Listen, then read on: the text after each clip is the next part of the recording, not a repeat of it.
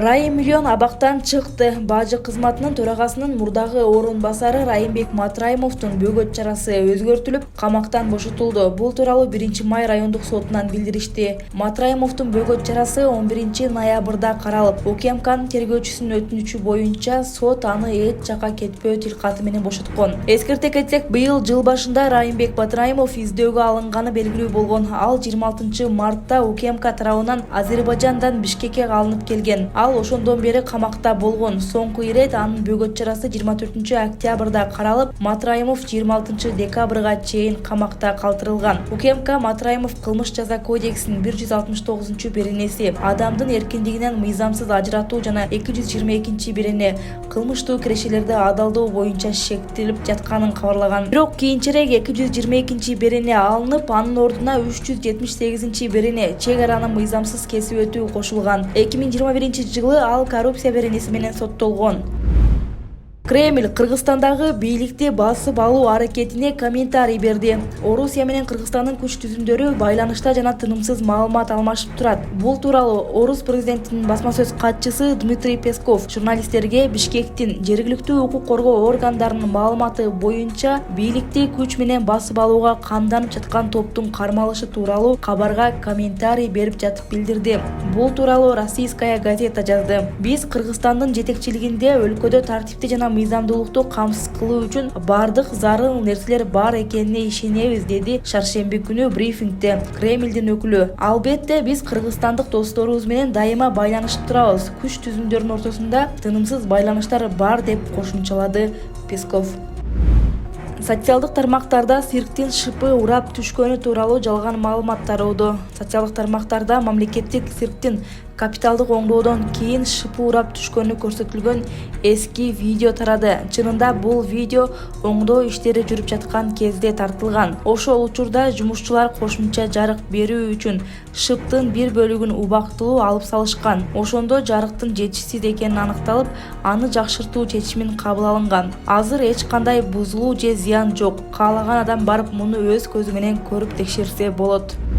Социал-демократтар партиясынын штабына спецназ кирип барды. Бул тууралуу Алмазбек Атамбаевдин уулу Кадыр Атамбаев партиянын штабына укук коргоо органдары келгенин Facebook баракчасына түз эфирде көрсөттү. Азырынча бул боюнча ачык маалымат чыга элек. В штаб партии социал-демократы пришли с обыском представители какой службы?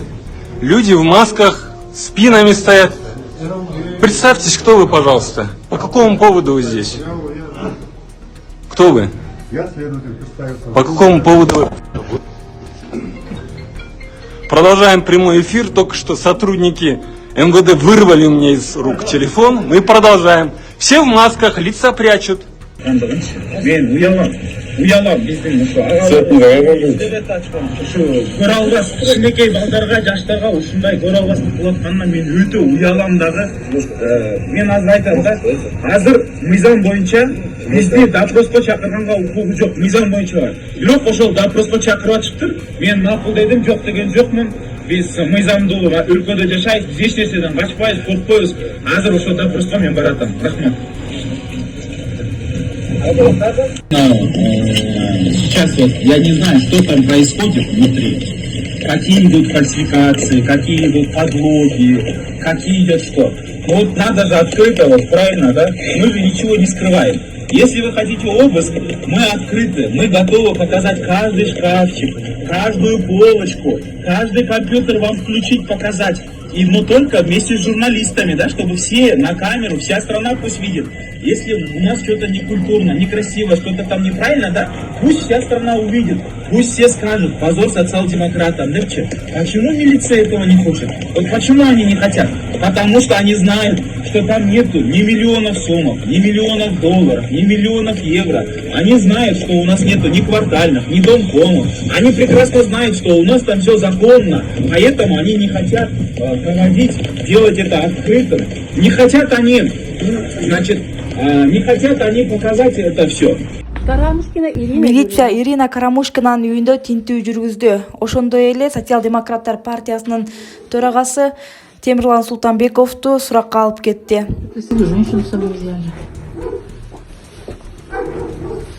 Куда вы деться? Это нечестно, когда вы полузакрытые, а я открытая. Деловые. Так. Можно я обуюсь?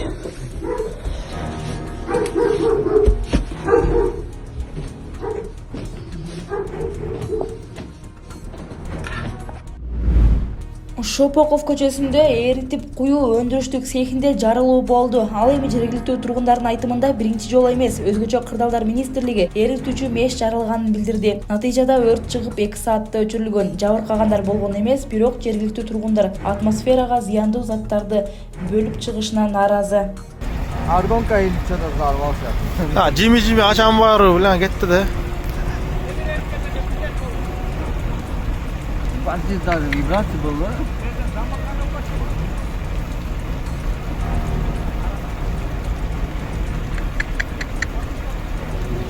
Кудай сактасын эле.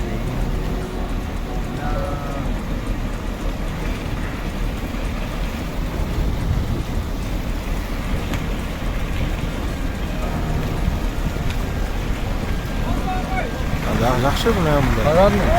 Парадный. Сразу что ли? Я начал.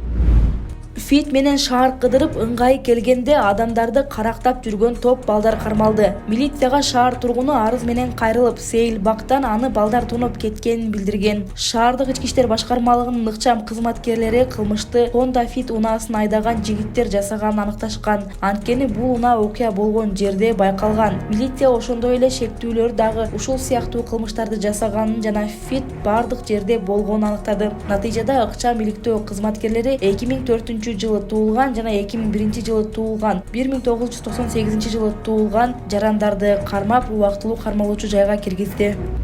Эмнеге кыргызча сүйлөбөйсүңөр? Социалдык тармактарда тамактануучу жайлардын кызматкерлеринен кыргызча сүйлөөнү талап кылган айымдын видеосу талкуу жаратууда. Айрымдары бул көрүнүштү колдосо, кээ бир интернет колдонуучулары ар бир адамдын тандоосу бар деп билдирүү калтырып жатышат. Сен кыргызча сүйлөйсүңөрбү?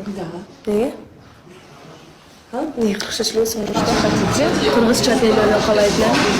Эмне сунуштайсыңар? Эмне сунуштайсыңар? Котороймбу? Тура которду. Кыргызча сүйлөйсүңөрбү?